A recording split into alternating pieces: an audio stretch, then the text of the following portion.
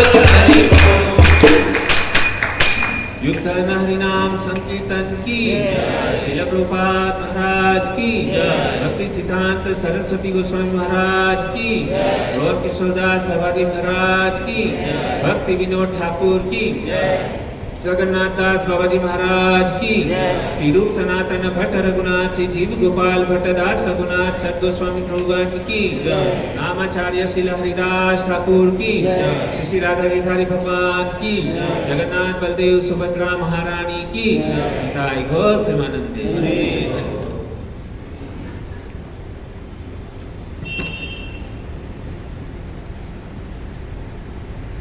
ओम नमो भगवते वासुदेवाय। ओम नमो भगवते वासुदेवाय। ओम नमो भगवते वासुदेवाय।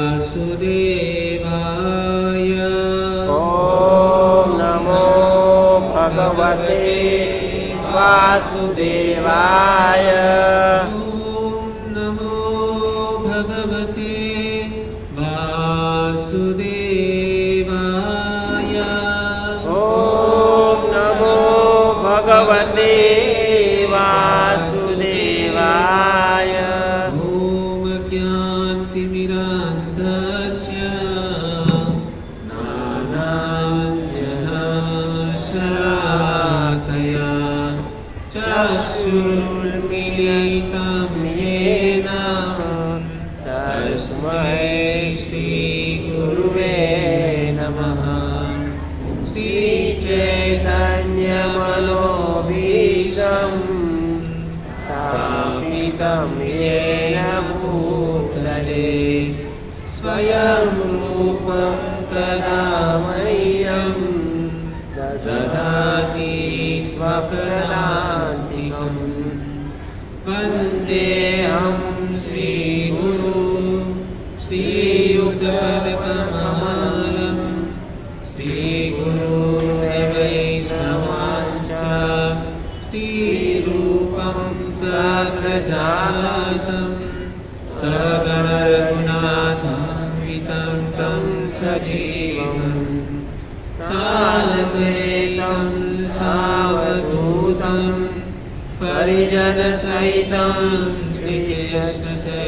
चैतन्यदेवम् श्रीराधा कृष्णपादान सगणललिता श्रीविशाखान्वितांश हे कृष्ण करुणा सिन्धु दीनबन्धु जगत्पते गोपेश गोपीनाथ राधाकान्त नमोस्तुते काञ्चन गौराङ्गी राधे वृन्दावनेश्वरी विश्वानुसुते प्रणमामि हरिप्रिये वाञ्छाकल्पतरुभ्यश्च कृपासिन्धुमयेव च पतितानां पावनेभ्यो वैष्णवेभ्यो नमो नमः। जय श्री कृष्ण चैतन्य प्रभु नित्यानंद श्री अद्वैत गदाधर श्रीवासादि गौर भक्तवृंद। हरे कृष्णा कृष्णा कृष्णा हरे हरे हरे राम राम राम हरे हरे हरे कृष्णा कृष्णा कृष्णा हरे हरे हरे राम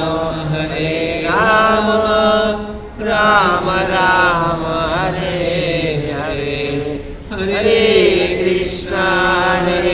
कृष्णा कृष्णा कृष्णा हरे हरे हरे राम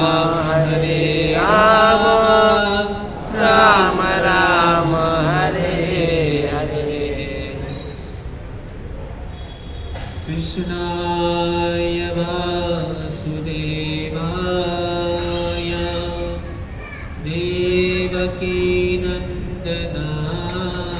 च नन्दगोपकुमाराय गोविन्दाय नमो नमः।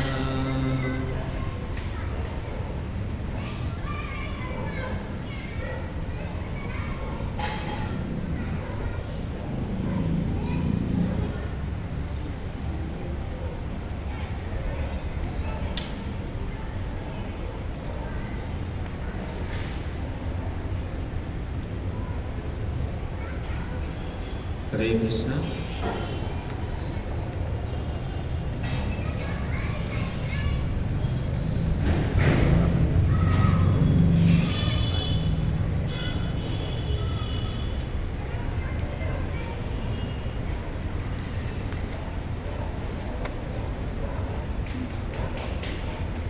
यहाँ पर उपस्थित आप सभी भक्तजनों का अंतर्राष्ट्रीय कृष्ण भावनामृत संघ की ओर से हार्दिक स्वागत है।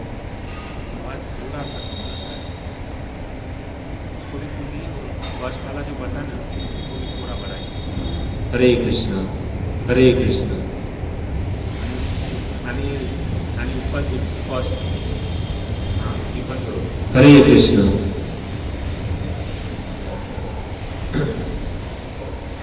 तो वास्तविक में हम सभी भक्तों का परम सौभाग्य है कि हम यहाँ पर श्रीमद् भगवद गीता जो हमारे जीवन का परम लक्ष्य है उनको सुनना और दूसरे को सुनाना।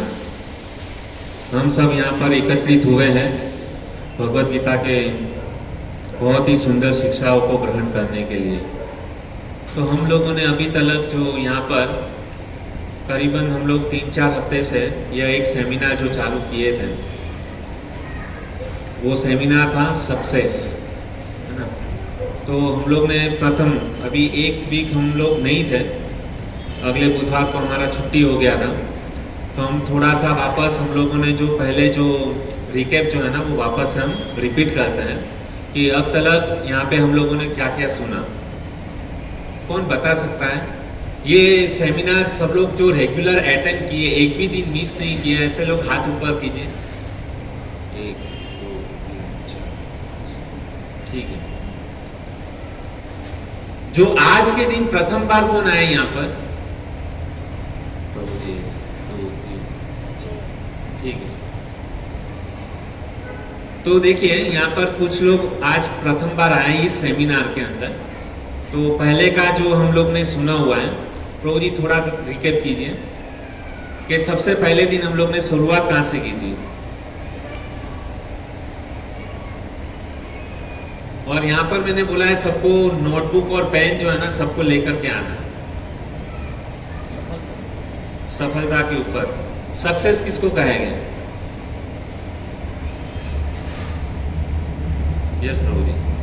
सक्सेस जो कार्य करने से अपने को नित्य आनंद मिलता है। यस हम लोग ने सक्सेस का मीनिंग बताया था कि सक्सेस उसको कहते हैं, सक्सेस यानी सफलता, कि उसको करने से हमको नित्य आनंद की अनुभूति हो, उसको हम क्या कहेंगे? सक्सेस कहेंगे। उसके बाद में क्या बताया था? ये जो भगवत गीता और ये भागवत सप्ताह जो होते हैं ना वो 7 दिन की होती है। तो 7 दिन की क्यों होती है? उसके मैंने बहुत सारे कुछ रीजन बताए थे, खाली एक आध रीजन कोई बता दें। यस प्रभु जी। 70 ऋषि और 7 लोग हैं और प्रभु जी 7 दिन सप्ताह और 7 समंदर है। 7 समंदर है। परीक्षित महाराज को 7 दिन कथा सुनाया। परीक्षित महाराज ने 7 दिन की कथा सुनी थी। और भगवान भगवान श्री कृष्ण ने 7 दिन क्या उठाया था? गोवर्धन उठाया था। इसके लिए हम जितने भी ये 7 दिन का अवसर क्यों कहते हैं कि क्योंकि ये सारे रीजन है, ये सारे कारण है कि भगवान श्री कृष्ण ने 7 दिन गोवर्धन पर्वत उठाया था, बाद में परीक्षित महाराज ने 7 दिन कथा सुनी थी, है ना। और क्या था? 7 समंदर है, 7 ऋषि मुनि है, हफ्ते के अंदर 7 दिन रहते हैं। तो ये सारे रीजन के हिसाब से क्या है? 7 दिन रखा जाता है। ठीक है। उसके बाद में मैंने क्या बताया था? सावधानी। हमको यहाँ पे क्या करना है? सावधानी से क्या करना है? श्रवण करना है। उसके बाद में उसके लिए मैंने कुछ एग्जाम्पल दिए थे। अमेरिका के राष्ट्रपति का एग्जाम्पल दिया था। क्या बताया था उसके बारे में? मेरे को अनसक्सेस नहीं होना। हाँ, जो भी असफल व्यक्ति है उसको देख करके हमको क्या है? सफल। ये वेरी गुड।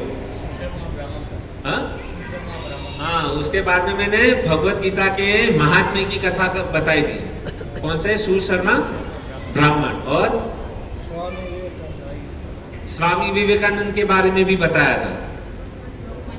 लोकमान्य तिलक के बारे में बताया था। उसके बाद में महात्मा गांधी का एग्जाम्पल दिया था। भगवत गीता किन किन लोगों ने अपने जीवन में पढ़ करके सफलता हासिल की, तो उसके लिए मैंने बहुत सारे एग्जाम्पल दिए थे। उसके अंदर लोकमान्य तिलक थे, महात्मा गांधी थे, बाद में अमेरिका के राष्ट्रपति थे और स्वामी विवेकानंद थे, है ना। तो इन लोगों ने भगवत गीता को पढ़ करके अपने जीवन में क्या किया था? सफलता। वो भी कैसी सफलता? टॉप लेवल की, जब कोई भी व्यक्ति उसको परास्त नहीं कर सकता। उसके बाद में क्या बताया था?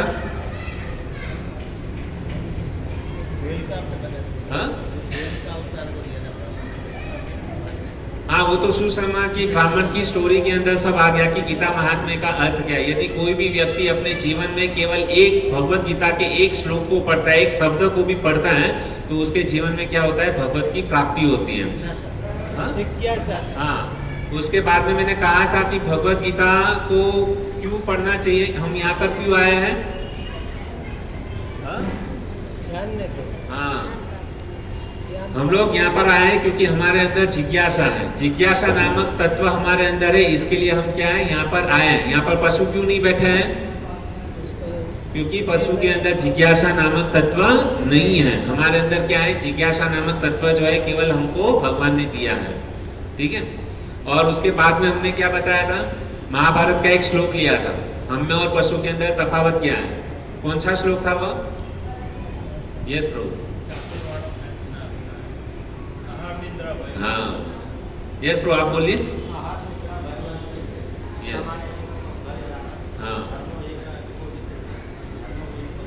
हाँ, देखिए महाभारत का एक महत्वपूर्ण श्लोक हम लोग ने लिया था, जिसके ऊपर हम लोग ने थोड़ा डीपली चर्चा किया था। आहार निद्रा भय मैथुनम च सामान्य एतत् पशुभेर नराणाम धर्म ही एक अधिक विशेषो धर्म विहीन पशुभेर समाना। हमारे और पशु के अंतर क्या है? हम भी 4 कार्य करते हैं, पशु भी 4 कार्य करते हैं। वो कौन से? आहार, निद्रा, भय और मैथुन, है ना। तो उसके ऊपर हम लोग ने बहुत सारा एग्जाम्पल दिया था कि किस प्रकार से मतलब हम भी भोजन करते हैं, पशु भी किस प्रकार से भोजन करते हैं, हम किस प्रकार से सोते हैं, पशु किस प्रकार से सोता है ना। तो इसके ऊपर हम लोग ने 4 कार्य के ऊपर हम लोग ने विशेष रूप से क्या किया था? चर्चा विचारना किया था। लेकिन इसके अंतर्गत हमारे और पशु के बीच में क्या है? धर्म नाम का जो तत्व जो है ना, धर्म ही एक अधिक विशेषो, धर्म जो है ना वो हमको और पशु में क्या करता है? अलग कर देता है। हम क्या है? धर्म का पालन कर सकते हैं और पशु जो है धर्म का पालन नहीं कर सकता। उसके बाद में क्या बताया था? जिज्ञासा 2 प्रकार का, एक सही जिज्ञासा। हाँ, धर्म का पालन कैसे कर सकते हैं? जिज्ञासा से हम धर्म का पालन कर सकते हैं। तो जिज्ञासा कितने प्रकार की होती है? 2 प्रकार की। कौन सी जिज्ञासा होती है? अच्छी जिज्ञासा और एक गलत जिज्ञासा। तो गलत जिज्ञासा कौन सी है?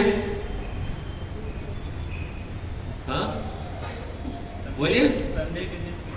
संडे के दिन पिक्चर देखना और सब इंद्रिय तृप्ति के लिए जो आयोजन बनाने का वो गलत जिज्ञासा। हाँ, इंद्रिय तृप्ति के लिए जो भी हम आयोजन करते हैं वो क्या है? गलत जिज्ञासा है ना। होटल में क्यों नहीं जाना चाहिए? होटल में क्यों नहीं जाना चाहिए? हमको प्राय बहुत अच्छा लगता है होटल के अंदर जाने के लिए, लेकिन होटल के अंदर क्यों नहीं जाना चाहिए? वहां पे बिना भोग लगाया हुआ रहता है और शुद्ध नहीं रहता है, वो शुद्ध नहीं रहता है और आत्मा के लिए बनाने वाले शुद्ध नहीं होते हैं। दूसरा मेन रीजन मुझे नहीं मिला। हम लोग जो घर पे भोजन करते हैं और होटल में भोजन करते हैं, हाँ, उसमें फर्क क्या है? नहीं, ये माता जी बोल रही है घर में साफ सुथरा रहता है, होटल में साफ सुथरा नहीं रहता। लेकिन हम 5 स्टार होटल के अंदर जाते हैं तो वहां पे तो बढ़िया से मतलब ग्लोव्स पोस्ट लगा के एकदम अच्छी तरीके से मतलब वो सफाई रखते हैं।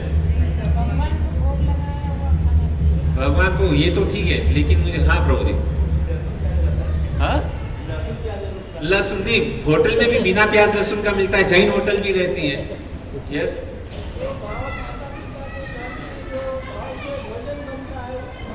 यस, प्रभु जी ने एकदम करेक्ट आंसर बोला कि जो भाव जो रहता है ना भोजन के अंदर, वो क्या है? हमारे घर के अंदर जो हमारी पत्नी, हमारी माता, हमारी बहन हमको घर पे जो भाव से खिलाती है उसके अंदर स्वाद नहीं रहता है, वो प्रेम रहता है। प्रेम से वो क्या करती है? बनाती है। तो उसके अंदर क्या होता है? प्रेम के कारण वो जो भोजन जो है ना वो स्वादिष्ट लगता है। लेकिन होटल के अंदर ना उसको हमारे प्रति प्रेम है ना कुछ लगाव है, इसके लिए होटल के अंदर खाना नहीं चाहिए। लेकिन होटल के अंदर क्या कभी कभी मजबूरी रहती तो कभी कुछ लोग चले जाते हैं। पापी पेट का सवाल है, घर पे कोई नहीं है तो कभी मजबूरी के कारण जाना भी पड़ता है। लेकिन महत्वपूर्ण चीज यह है कि होटल के अंदर जो भी हम मतलब खाते हैं वो लोग पैसे कमाने के लिए क्या करते हैं? भोजन बनाते हैं और हमको देते हैं। और होटल, हाँ, और होटल का यदि हम खाना खाते हैं तो उसके अंदर हमारा क्या होता है? आयुष्य जो है ना कम होता है, बुद्धि भ्रष्ट होती है।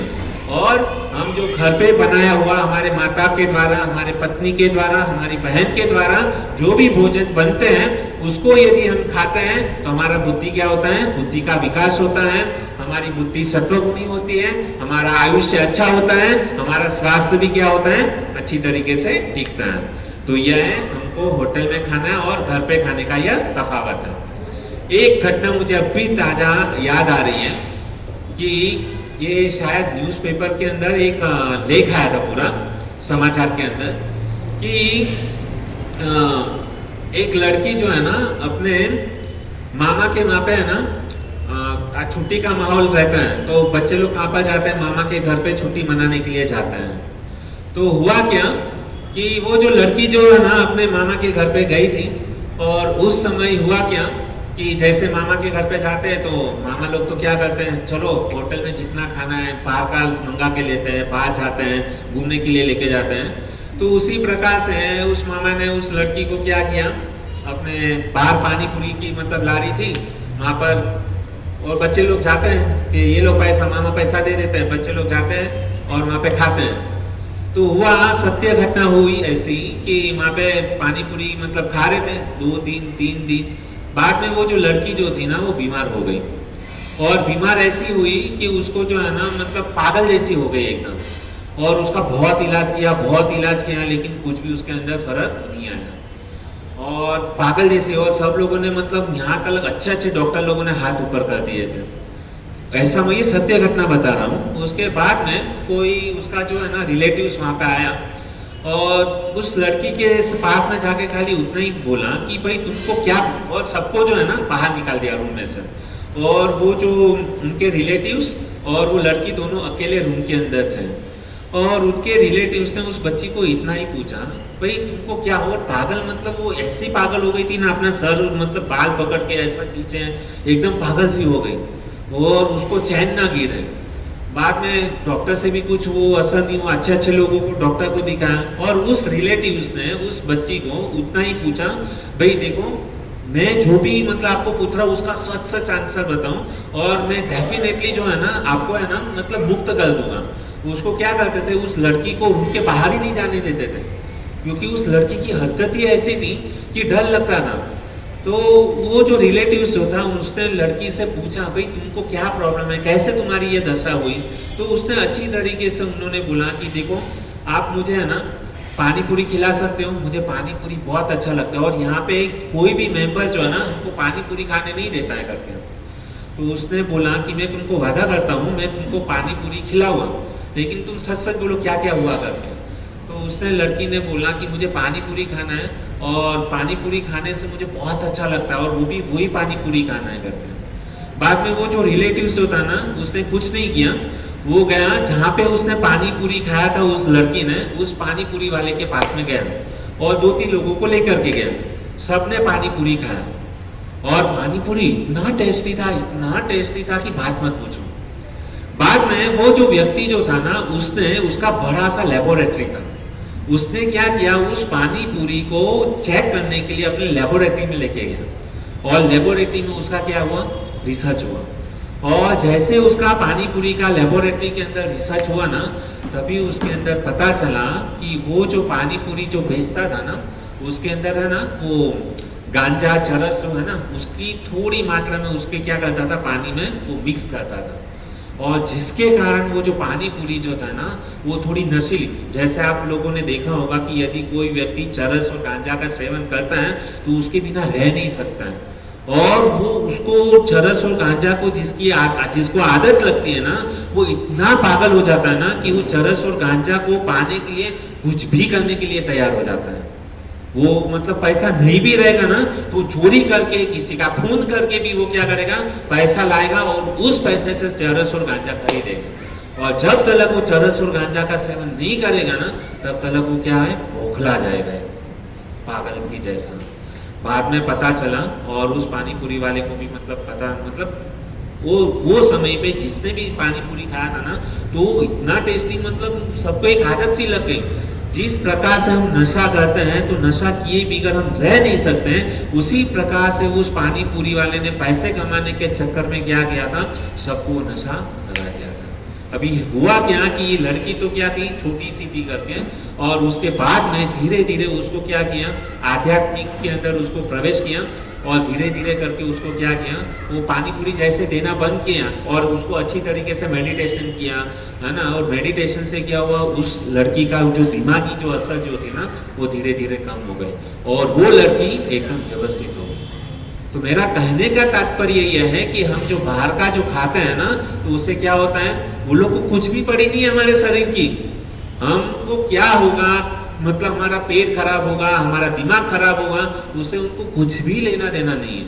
लेकिन वो लोग क्या करते हैं, बढ़िया मात्रा में क्या करते हैं, कुछ भी करो भाई हम लोग को कस्टमर चाहिए करते हैं, है ना। तो पानी पूरी के अंदर इस प्रकार से हरकत करते हैं। और हम लोगों ने देखा होगा कि ये पानी पूरी का दुकान कहाँ पे रहता है, जहाँ पे गट्टा रहते हैं ना उसके बाजू में ही रहता है। देखा है सब लोगों ने, मेजोरिटी वहाँ पे ही रहता है और वहीं पे मतलब उसकी सुगंध और वो उसको उनको अच्छा लगता है। तो यह है मतलब हाँ, इसके लिए हमको क्या करना चाहिए, हो सके वहाँ तलक बाहर का खाना, होटल का खाना नहीं खाना चाहिए। हमारी पत्नी, हमारी बहन, उनके हाथों का क्या करना चाहिए, खाना चाहिए, जिससे क्या होगा, हमारा शरीर हष्ट पुष्ट होगा और हमारा क्या है, स्वास्थ्य अच्छा रहेगा। हमको कुछ भी अच्छा अच्छा खाना है, घर पे बना के खाओ ना, कौन मना कर रहा है, लेकिन बाहर का खाने से नुकसान यह है। तो आहार, निंदा, भय, मैथुनम, बराबर, ये जो 4 कार्य जो है हम भी करते हैं, पशु भी करते हैं, लेकिन हमारे अंदर क्या है, धर्म नाम का जो तत्व है वो विशेष रूप से महत्वपूर्ण है। और ये जो हम जिज्ञासा करते हैं, 2 प्रकार की जिज्ञासा करते हैं, एक सही जिज्ञासा और गलत जिज्ञासा।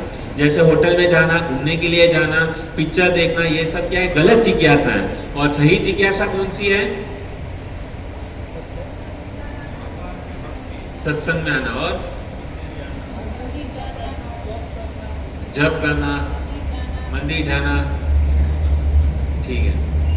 तो सही जिज्ञासा, देखिए मैंने सही जिज्ञासा के ऊपर है ना 3 प्रश्न पूछे थे। सही जिज्ञासा किसको कहते हैं, कि सबसे पहला, ये सब ठीक है, सत्संग जाना वो बात का टेस्ट मतलब ये है। अभी हमको बोला जाए कि यहाँ पे 24 घंटा माला करो, कौन करने वाला है 24 घंटा बैठ करके माला, नहीं, हमारे उतना कैपेसिटी नहीं है ना। तो ये सब ठीक है, लेकिन सही जिज्ञासा उसका प्रारंभ कैसा है, कि सही जिज्ञासा किसको कहते हैं, कि सबसे पहला जो हमको है ना मनुष्य बनना है ना। तो जो मनुष्य है, मनुष्य सबसे पहली 3 जिज्ञासा करता है। 3 जिज्ञासा कौन सी है, सबसे पहला वो अपने आप को प्रश्न पूछता है कि हु एम आई, मैंने आपको बोला था कि मैं कौन हूँ, यह सही जिज्ञासा है, बराबर। दूसरी जिज्ञासा क्या है, what is the goal of my life, मेरे जीवन का उद्देश्य क्या है, यह सोचना, यह सही जिज्ञासा है। उसके बाद में तीसरा प्रश्न क्या था, मैं दुखी क्यों हूँ, बराबर। और उसके ऊपर मैंने बहुत सारा एग्जाम्पल दिया था। कौन सा एग्जाम्पल दिया था, हाँ, हमारे जीवन के अंदर सुख कैसा है, गधे की गाजर की तरह। गधा क्या करता है, वो गाजर को पाने के लिए क्या करता है, मेहनत करता है, लेकिन उसको गाजर मिलता है नहीं। कितना प्रयास किया उसने गाजर प्राप्त करने के लिए, लेकिन गाजर हाथ में आया नहीं। तो ठीक हमारे जीवन में भी ऐसा ही है। हम मतलब छोटे थे तभी सोचते थे कि हम थोड़े बड़े हो जाएंगे, स्कूल में जाएंगे तभी सुखी हो जाएंगे, स्कूल में आ गए, बाद में सोचते कॉलेज में आएंगे तभी सुखी हो जाएंगे, कॉलेज में आ गए, बाद में बोलते हैं कि हमारे नौकरी मिल जाएगी तभी सुखी हो जाएंगे, बाद में सोचते हैं कि हमारे पास बहुत सारा पैसा आएगा तभी सुखी हो जाएंगे, पैसा भी आ जाता है, उसके बाद में सोचते हैं कि हमारे अच्छी पत्नी मिल जाए, हमको प्रेम करने वाली कोई मिल जाए, उसके बाद में हम सुखी हो जाएंगे, उसके बाद में प्रेम करने वाली भी मिल जाती है, उसके बाद में सोचते बच्चे हो जाएंगे तभी हमारे जीवन में सुख आएगा, बच्चे भी हो जाते हैं, उसके बाद में बोलते हैं कि बच्चा थोड़ा बड़ा हो जाए, नौकरी धंधे पे लग जाए, उसका विवाह हो जाए, उसके बाद में सुखी हो जाएंगे। लेकिन जैसे बच्चे बड़े होते हैं, विवाह होता है, घर के अंदर मगजमारी चालू हो जाता है ना। तो ये पूरा जीवन ऐसे करते करते हम क्या है बिता देते हैं, है ना। 70-80 साल जीवन का चला जाता है, लेकिन इतने साल तक हम लोगों ने क्या किया, हमारे जीवन के अंदर सुख ढूंढने का प्रयास किया, सुख के पीछे इतना भागे कि हमारे जीवन के अंदर सुख आया नहीं। हम क्या हो गए, दुखी के दुखी। जीवन का लक्ष्य क्यों अभी तक हम लोग ने समझा नहीं, कभी भी हम लोग ने मन के अंदर विचार नहीं किया मैं कौन हूँ। पूरी दुनिया के बारे में सोचते हैं, है ना, सोचते रह गए और कुछ लोग चले भी गए, लेकिन उनको अभी तक पता नहीं चला कि मैं कौन हूँ। पूरा जीवन खत्म हो गया, मेरे जीवन का लक्ष्य क्या है अभी तक पता नहीं चला। मैं दुखी क्यों हूँ, पूरी जिंदगी निकल गई सुख को प्राप्त करने के लिए, लेकिन पता नहीं चला मैं दुखी क्यों हूँ, है ना। तो ये सब यदि हम इसके ऊपर यदि हम सोचते हैं तो हम क्या कहेंगे, ये सही जिज्ञासा है। जिज्ञासा कैसे होती है, ज्ञान प्राप्त कर। जिज्ञासा का आधार क्या है, ज्ञान। ज्ञान प्राप्त कैसे होगा, ज्ञान प्राप्त कैसे होगा, भगवत गीता से, है ना। भगवत गीता हमको सिखाती है कि किस प्रकार से हम क्या है ज्ञान को प्राप्त कर सकते हैं। ज्ञान को प्राप्त करके क्या मिलेगा, ज्ञान हमको क्यों प्राप्त करना है, नहीं माता जी आप नहीं, नए लोगों को मैं पूछना चाहता हूँ, ज्ञान क्यों प्राप्त करना है, क्यों जरूरी है?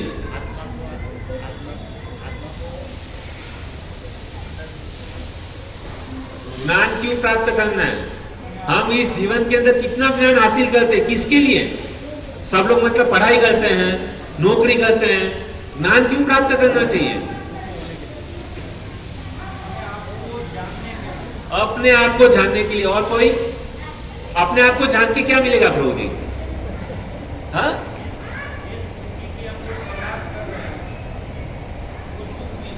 अरे प्रभु जी, जिस सुख की हम तलाश करते हैं वो सुख मिलेगा, ठीक है। और ज्ञान प्राप्त करके क्या मिलने वाला है? हमारा अज्ञान दूर करने के लिए। हमारा अज्ञान दूर करने के लिए। और कोई? हमको ज्ञान क्यों हासिल करना है? माता जी लोगों में से कोई? यहाँ पर मुझे अकेले को नहीं बोलना है, सबको बोलना है, सबको अपना दिमाग लगाना है। ज्ञान क्यों प्राप्त करना है? हम अभी तक कितना जीवन के अंदर ज्ञान प्राप्त किए हैं, लेकिन ज्ञान से क्या हुआ?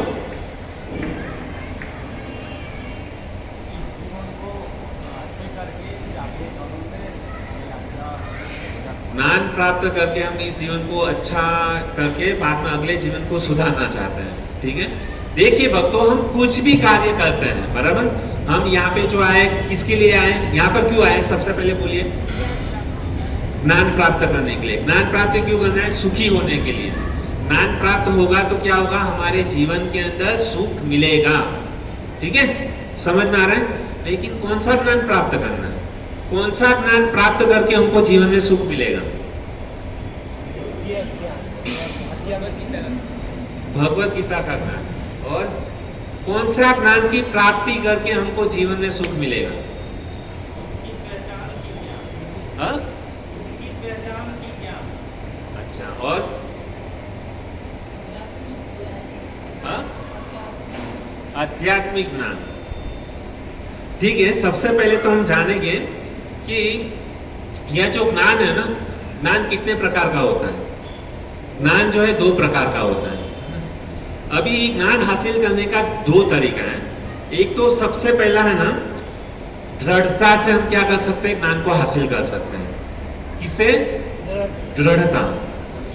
यदि कोई भी व्यक्ति दृढ़ता के साथ में यदि ज्ञान प्राप्त करता है तो वह क्या है? सही ज्ञान है। और दूसरा ज्ञान कहां से मिलता है? भावुकता से, वैराग्य से।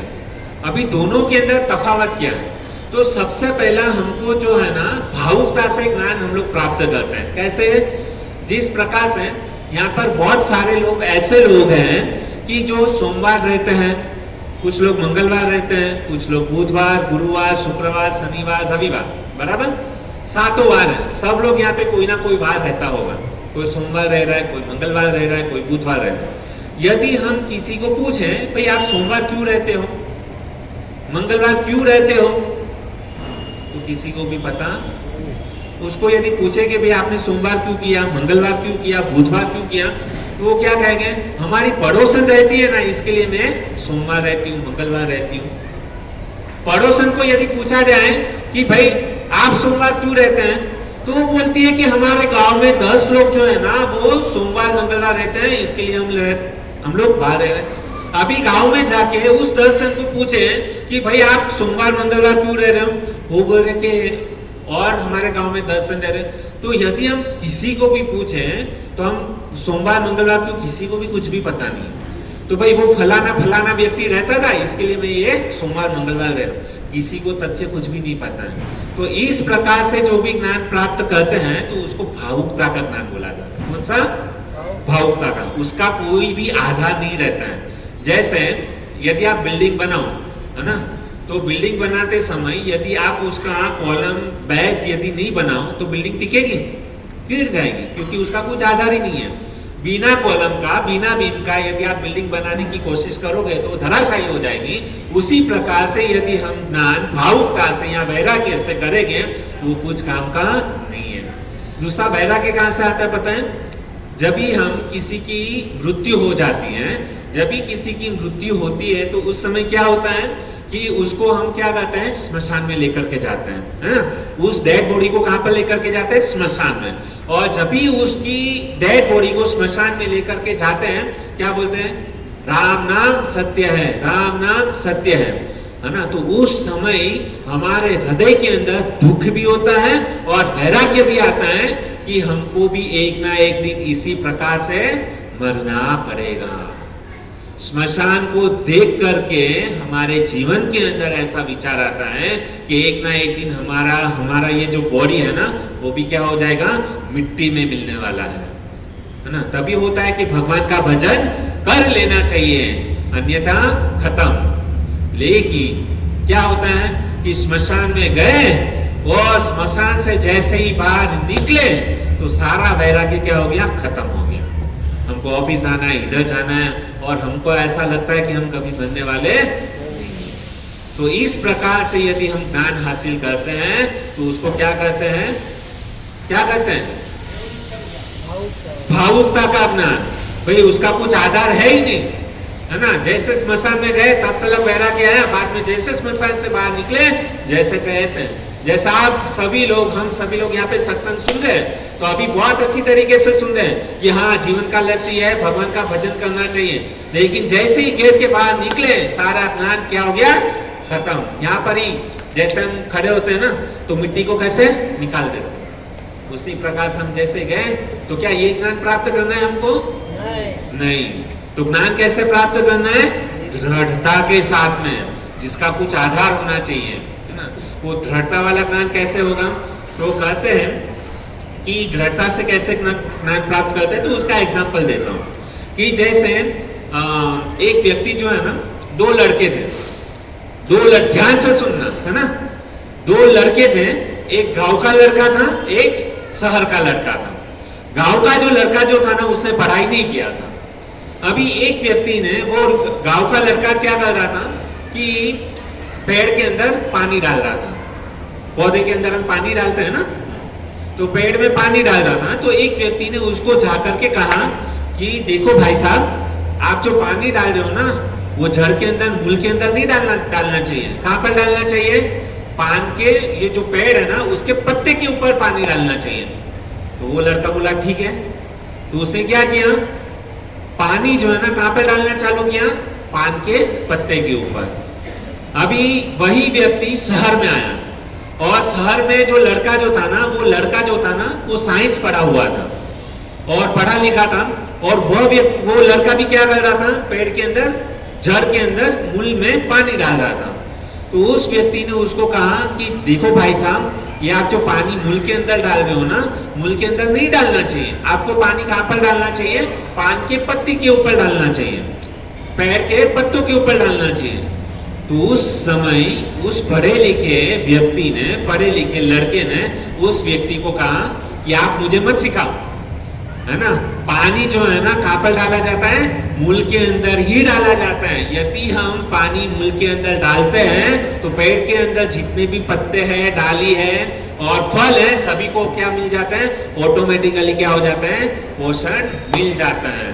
जिस प्रकार से हम भोजन खाते हैं, अन्न खाते हैं, तो अन्न कहाँ पर डालते हैं? हम सोचते हैं आज मेरे हाथ ने बहुत मेहनत किया, है ना, चलो थोड़ा सा मतलब इसको हाथ को काट करके उसको रोटी सब्जी दाल वगैरह खिलाऊं, कुछ बनने वाला है? नहीं।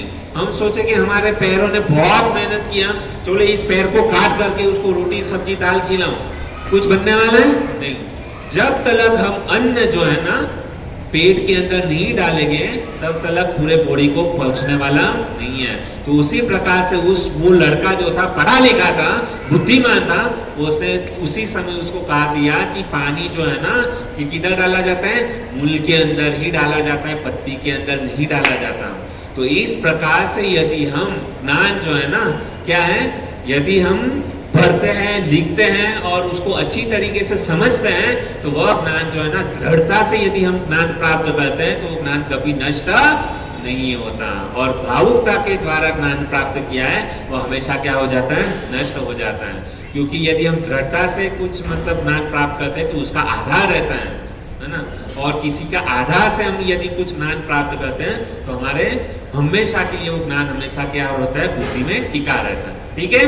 तो ज्ञान दो प्रकार से होता है, एक भावुकता से और एक दृढ़ता के साथ में। अभी हम थोड़ा आगे बढ़ते हैं कि हमको ज्ञान तो प्राप्त करना है, हम सबके पास में ज्ञान है, लेकिन अभी तक हम लोगों ने जो ज्ञान प्राप्त किया है वो भौतिक ज्ञान प्राप्त किया है। और ये जो भौतिक ज्ञान जो है ना, हमारा जब भी मृत्यु होता है उस समय वो भौतिक ज्ञान सारा खत्म हो जाता है, नष्ट हो जाता है। लेकिन यदि हम लोगों ने आध्यात्मिक ज्ञान प्राप्त किया है, शुद्ध ज्ञान प्राप्त किया है, तो वो जीवन में कभी भी खत्म नहीं होता है।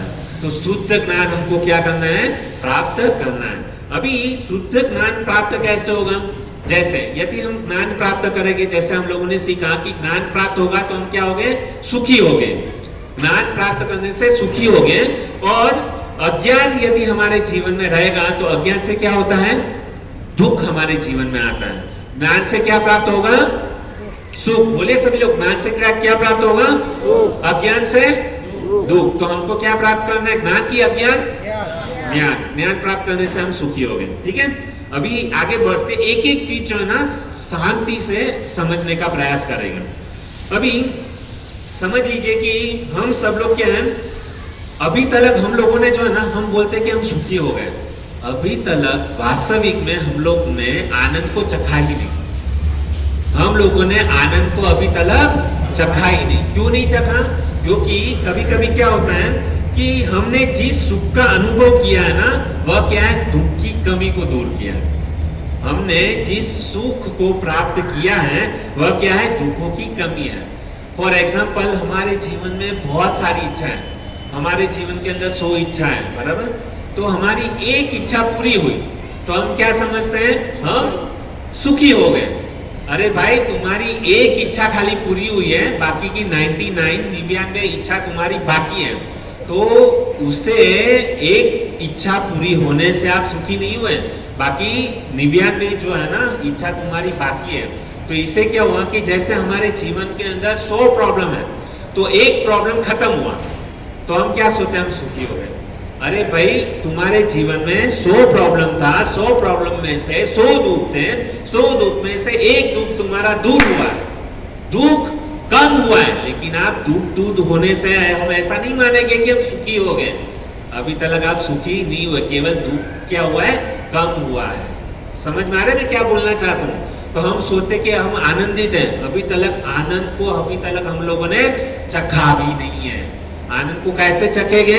शुद्ध ज्ञान से हम क्या कर सकते हैं? आनंद को चख सकते हैं। कोई है ऐसा कि जिसने आनंद को चखा है? नहीं। अभी तक हमको जो भी मिल रहा है, हम लोग केवल अपने दुखों को दूर कर रहे हैं। किसी का एक दुख दूर हुआ है, किसी का 2 दुख दूर हुआ है, किसी का 5 दुख दूर हुआ है, लेकिन बाकी का 90% दुख तो पेंडिंग है।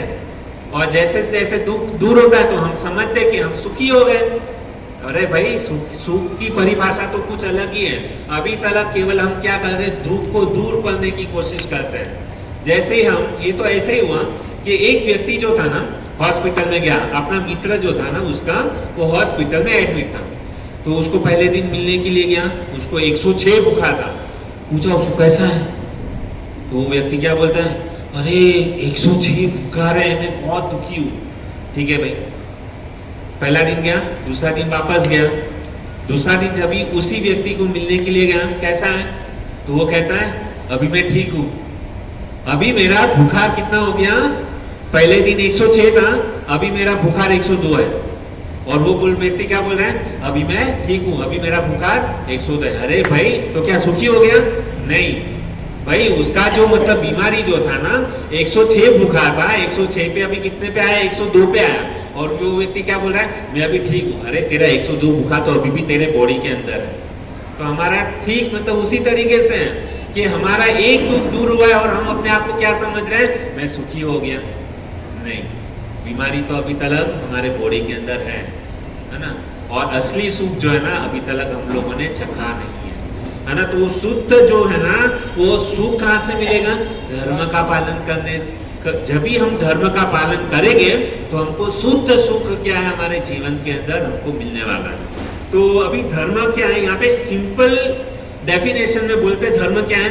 मनुष्य जीवन में हम शुद्ध सुख को प्राप्त कर सकते हैं, और उसको प्राप्त करने का तरीका मतलब क्या है? धर्म। हम अपने जीवन में शुद्ध सुख को प्राप्त कर सकते हैं, और उस शुद्ध सुख को प्राप्त करने का जो तरीका है उसको क्या कहा जाता है? धर्म। क्या कहा जाता है? धर्म। समझ में, सबको समझ में आया? ठीक है, तो अभी हम आगे बढ़ते हैं कि अभी आपको एक प्रश्न पूछता हूं कि पिछले 200 सालों के अंदर, पिछले 200 सालों के अंदर ज्ञान बढ़ा है कि कम हुआ है? पिछले 200 सालों के अंदर ज्ञान बढ़ा है कि कम हुआ है? ज्ञान बढ़ा है, बराबर। जैसे हम देखते हैं कि अभी हम पहले हेलीकॉप्टर नहीं था, ट्रेन नहीं थी, तो हम क्या कर रहे हैं, हमारा ज्ञान के अंदर, क्योंकि ज्ञान बढ़ा तभी तो ये सब चीज आया ना। तो पिछले 200 सालों के अंदर ज्ञान क्या हुआ है? बढ़ा है। ठीक है, अभी दूसरा प्रश्न पूछता हूं, ज्ञान से क्या होता है? ज्ञान से क्या मिलता है? सुख। ज्ञान से क्या मिलता है? सुख मिलता है। पिछले 200 साल के अंदर ज्ञान बढ़ा है कि कम हुआ है? ज्ञान बढ़ा है। ठीक है, अभी दूसरा प्रश्न, पिछले 200 सालों के अंदर दुख बढ़ा है कि कम हुआ है? दुख बढ़ा है कि कम हुआ है? बढ़ा है। ठीक है, तो अभी यहाँ पे तो उल्टा हो गया। कैसे उल्टा हो गया कि पिछले 200 सालों के अंदर ज्ञान बढ़ा है और हम क्या बोल रहे हैं कि ज्ञान प्राप्त करने से क्या होता है? सुख मिलता है, बराबर ना? सब लोगों ने बोला ना, ज्ञान प्राप्त करने से क्या होता है? सुख मिलता है। और पिछले 200 सालों में क्या हुआ है? दुख बढ़ा है कि कम हुआ है? दुख बढ़ा है। ये तो गड़बड़ हो गया। तो मतलब यहाँ पे जो बोल रहे हैं वो सब गलत हो गया ना।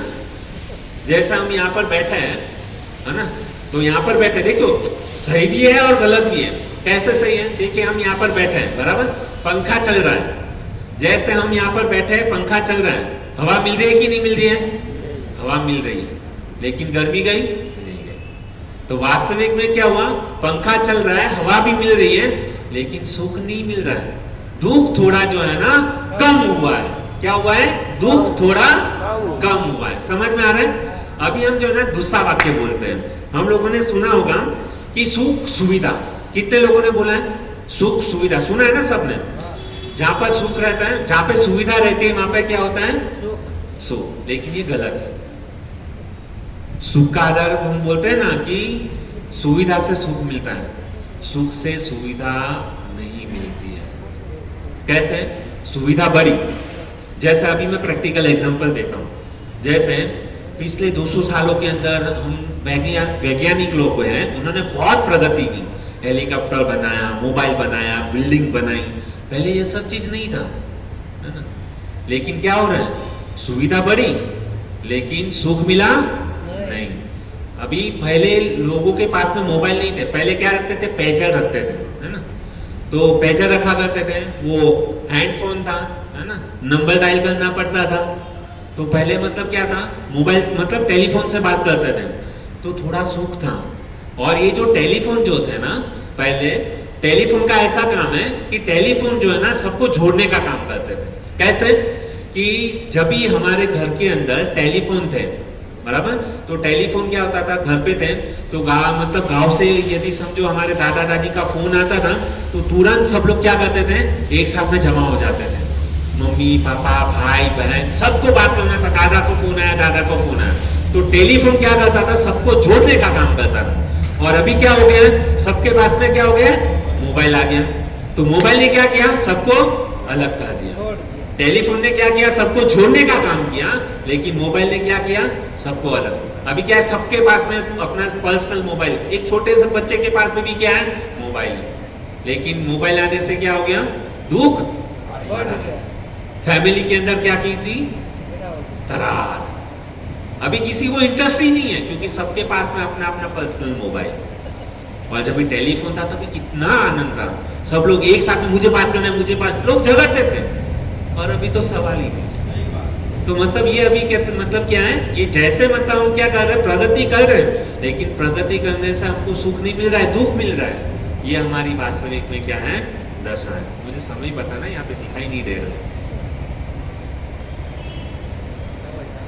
9:18 मेरे पास 5-10 मिनट है। लेकिन देखिए यहाँ पर अगर आप रेगुलर आते रहेंगे, एक भी दिन यदि आप मिस नहीं करेंगे, तो 100% गारंटी देता हूँ कि ये जो पूरा भगवत गीता है ना, वो हम लोग अच्छी तरीके से समझ पाएंगे। क्योंकि ये चीज में ये आपको लग रहा होगा कि प्रभु जी भगवत गीता में से तो कुछ भी बोल नहीं रहे, लेकिन ये जो मैं आपको जितना भी एग्जाम्पल बोल रहा हूँ, ये सब कुछ भगवत गीता से ही है। वो यदि हम हमारे भौतिक जीवन को जब तक हम समझेंगे नहीं, तब तक इसको कहाँ पे समझ पाएंगे। सबसे पहले हमें अपने आप को समझना पड़ेगा ना। अभी तक हम लोग ने क्या किया, बहुत सारी दुनियादारी को समझने का कोशिश किया, लेकिन कुछ मतलब नहीं है। जब तक हम अपने खुद के बारे में नहीं समझेंगे, तब तक बाकी के बारे में कैसे समझेंगे, ये समझ में नहीं आएगा। यहाँ पे अर्जुन को भी भगवान क्या कर रहे हैं, सबसे पहले अपने खुद के बारे में जानने के लिए बता रहे हैं। भाई तू कौन है, हु आर यू। तो सबसे पहला यदि आप देखेंगे भगवत गीता का दूसरा अध्याय, भगवान ने प्रारंभ कहां से किया, आत्मा से चालू किया, शरीर से चालू किया। भाई यू आर नॉट बॉडी, तुम शरीर नहीं हो। कहां से चालू है, और हम अभी तक क्या समझ रहे हैं, मैं यह शरीर हूं।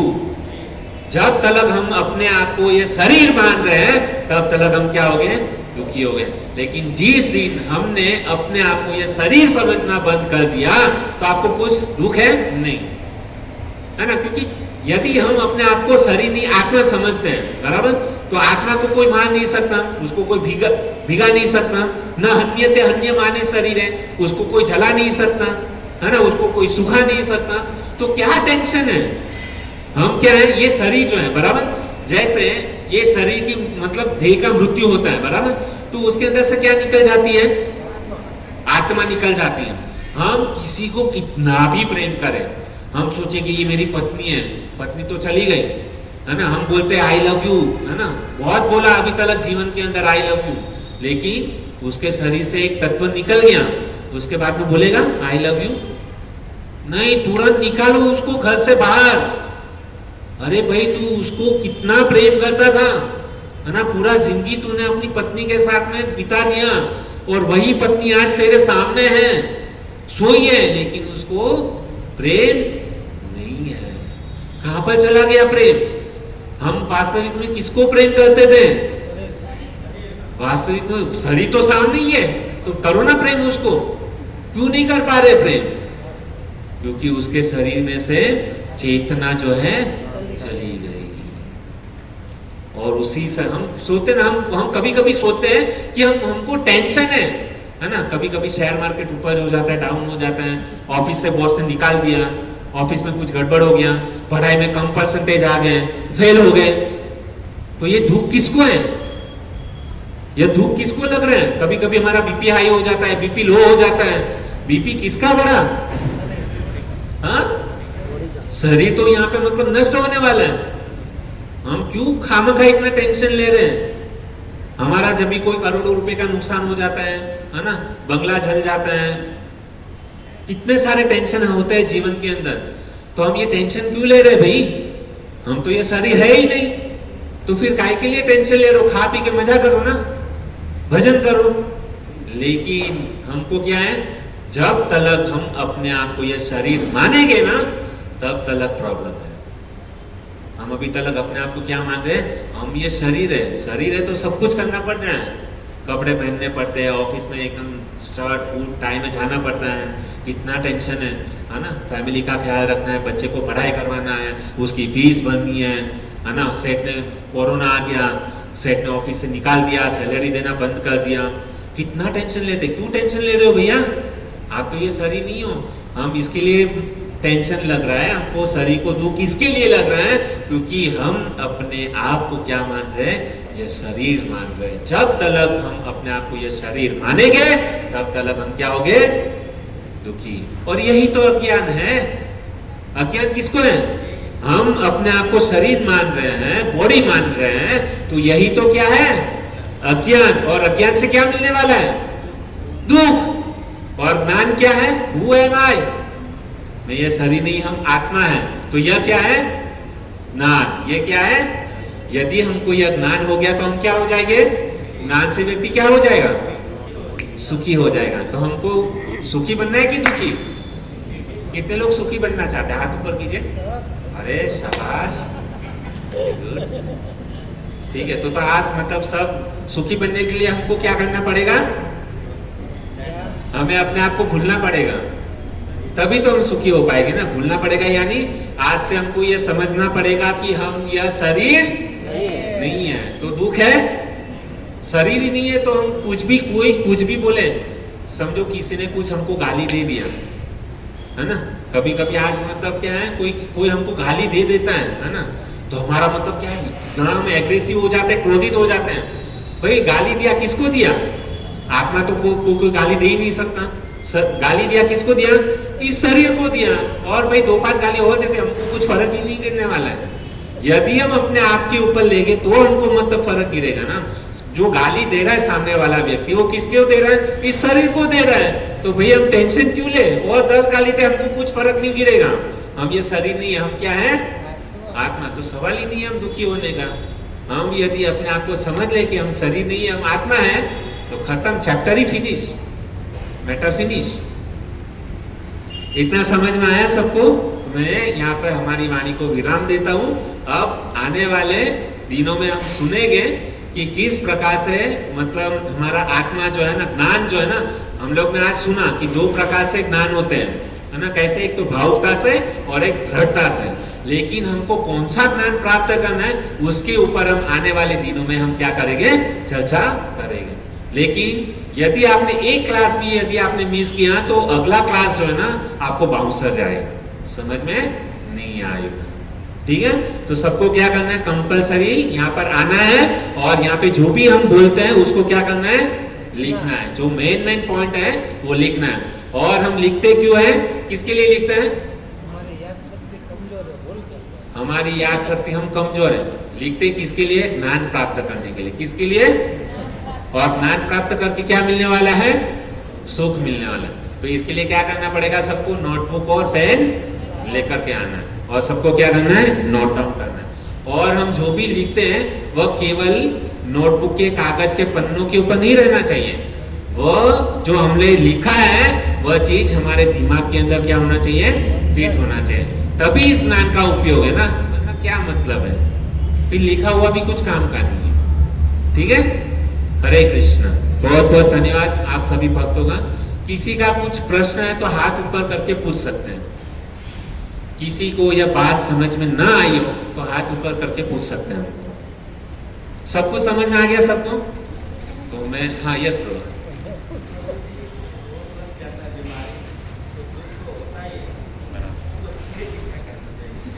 जैसा प्रभु जी बोल रहे हैं कि हम मतलब बीमार, देखिए प्रभु जी, अभी तक हम जो है ना वो स्थिति पे नहीं है कि हम अपने आप को, मैंने ठीक है अभी बोला, लेकिन अभी बोला जिस प्रकार से मैंने अभी क्यों बोला कि जैसे मैंने आपको एग्जांपल दिया कि समझो हमारे जीवन के अंदर 100 दुख है, बराबर हो, तो एक दुख कम हुआ तो उससे क्या मिलता है? हाँ, हम अपने आप को क्या मानते हैं? सुखी हो गए, लेकिन 99% दुख तो बाकी है। तो उसी प्रकार से क्या होगा कि जैसे आप यहाँ पर आए, बराबर, तो यहाँ पर आए तो अभी आपको क्या लग रहा है? मैं सुखी हो गया। वास्तविक में यहाँ पर आने से हम सुखी हो गए हैं, लेकिन प्रॉब्लम क्या है कि हम 24 घंटा यहाँ पर सुन नहीं रहे। हम केवल यह प्रवचन या ज्ञान कितने समय तक सुन रहे हैं? केवल 2 घंटे के लिए। यदि इसी ज्ञान को 24 घंटा तक यदि हम सुनते रहे तो हम क्या हो जाएंगे? दुखों से मुक्त हो जाएंगे। तो अभी हमारा प्रॉब्लम क्या है? अभी हम लोग ने 2 हफ्ते में 2 घंटे का प्रयास किया है। बाद में प्रयास क्या करेंगे? हर मतलब एवरी हफ्ते में 2 बार सुनेंगे, हफ्ते में 3 बार सुनेंगे, हफ्ते में 4 बार सुनेंगे। तो जैसे हम ज्यादा सुनते रहेंगे उससे क्या होगा? धीरे धीरे हमारी बीमारी क्या हो जाएगी? दूर हो जाएगी। और जैसे बीमारी दूर होगी तो हमको क्या मिलेगा? आनंद की अनुभूति होगी। ठीक है? जैसे आपने कहा कि अभी हम मतलब बीमार होते हैं तो दुख लगता है। क्यों लगता है? क्योंकि अभी तक हम अपने आप को शरीर समझ रहे हैं, इसके लिए। जब भी हम शरीर समझना बंद करेंगे तभी क्या होगा? कि कुछ भी बीमारी नहीं लगेगी, लेकिन इसको समय लगेगा। इसके लिए अभ्यास करना पड़ेगा, और अभ्यास करने के लिए यहाँ पर आना पड़ेगा। जिस प्रकार से छोटा बच्चा जो होता है ना, साइकिल चलाता है, बराबर, तो जब भी साइकिल चलाता है ना तो तभी उसको हम क्या करते हैं? उसको पकड़ते हैं, बाद में हैंडल भी पकड़ते हैं, सीट भी पकड़ते हैं, बाद में थोड़ा सीख जाता है, उसके बाद में खाली सीट पकड़ते हैं, उसके बाद में जब भी सीख जाता है उसको छोड़ देते हैं। जैसे ही छोड़ते तो क्या होता है? गिरता है, वापस उठता है, गिरता है, वापस उठता है। तो धीरे धीरे क्या करता है? उसको अभ्यास हो जाता है, और बाद में इतना अभ्यास हो जाता है, इतना अभ्यास हो जाता है कि पूरा वो हाथ छोड़ के साइकिल चलाना कर देता है। तो उसी प्रकार से हम यहाँ पर अभ्यास करेंगे कि हम यह शरीर नहीं है, हम आत्मा है। हम शरीर नहीं है, हम आत्मा है। वापस घर पे जाएंगे हम अपने आप को क्या मानेंगे? अरे हम आत्मा नहीं है, हम शरीर है। ऑफिस आएंगे हम आत्मा नहीं है, हम शरीर है ना। हम शादी में जाएंगे हम आत्मा नहीं है, हम शरीर है। तो जैसे जैसे हम यहाँ पे आते जाएंगे आते जाएंगे आते जाएंगे आते जाएंगे, तो कुछ सालों के बाद में, कुछ जीवन के बाद में ऐसा अनुभूति होगा कि हम शरीर नहीं है, हम आत्मा है। और जिस दिन हमने अपने आप को आत्मा समझ लिया, सारी बीमारी खत्म। ठीक है, तो ये अभ्यास करने के लिए हमको यहाँ पे आना पड़ेगा। समझ में आ गया प्रभु जी? हरे कृष्ण। और किसी का कुछ प्रश्न? प्रश्न नहीं है तो मैं ऐसा समझूंगा कि सबको यहाँ पे आज का जो प्रवचन था 100% सबको समझ में आ गया है ना। कभी मतलब देखिए, यदि मतलब दो चीज होती है, यहाँ तो कुछ भी समझ में नहीं आया, यहाँ तो सब कुछ समझ में आ गया। तो यहाँ पे मैं मतलब पूछ रहा हूँ कि किसी को कुछ प्रश्न है, तो किसी का भी कुछ प्रश्न नहीं है, तो मैं आशा करता हूँ कि सबको सब कुछ समझ में आ गया। तो आने वाले बुधवार को मैं क्या करूँगा, आपको प्रश्न पूछूंगा। ठीक है, हरे कृष्णा। हरे कृष्णा कृष्णा कृष्णा हरे हरे, हरे राम राम राम हरे हरे। तो बहुत ही सुंदर प्रकार से हम सबको शरीर और आत्मा के बारे में हिज ग्रेस जीवन कृष्ण प्रभु जी ने बताया। तो आइए प्रभु जी का अभिवादन व्यक्त करते हुए एक बार हृदयपूर्वक हरे कृष्ण महामंत्र का उच्चारण करेंगे। हरे कृष्णा कृष्णा कृष्णा हरे हरे, हरे राम राम राम हरे हरे। और यहाँ पर जो पहली बार भक्त आए हो अपना हाथ पकड़े, प्रथम बार। तो आइए इन सभी भक्तों का भी हम हृदय से प्रेम से हरे कृष्ण महामंत्र का उच्चारण करते हैं और श्री श्री राधा गिरधारी से प्रार्थना करते हैं कि इनकी भी भक्ति में प्रगति हो, भगवान से प्रेम करने लग जाए और इसी प्रकार सत्संग में आते रहे। तो आइए हरे कृष्ण महामंत्र का उच्चारण करते हैं। हरे कृष्णा कृष्णा कृष्णा हरे हरे, हरे राम राम राम हरे हरे। और आज का जो सुंदर महाप्रसाद है वो हमारे बीच में धर्मेश प्रभु के मित्र है प्रतीक प्रभु जी, उनके द्वारा स्पॉन्सर किया हुआ है। तो आइए हम प्रतीक प्रभु जी को आमंत्रित करते हैं कि यहाँ पर आए और प्रभु जी के हाथ से पुष्पमाला ग्रहण करें प्रसाद के रूप में। आइए प्रतीक प्रभु का स्वागत करते हुए एक बार हरे कृष्ण महामंत्र का उच्चारण करते हैं। हरे कृष्णा कृष्णा कृष्णा हरे हरे, हरे राम राम राम हरे हरे। और श्री श्री राधा गिरधारी से प्रार्थना करते हैं कि प्रतीक प्रभु जी इसी प्रकार कभी छुट्टी ना करें, सत्संग में आते रहे और कथा कीर्तन का लाभ लेते रहे। हरे कृष्ण। सभी के लिए महाप्रसाद है, महाप्रसाद लेके जाइए।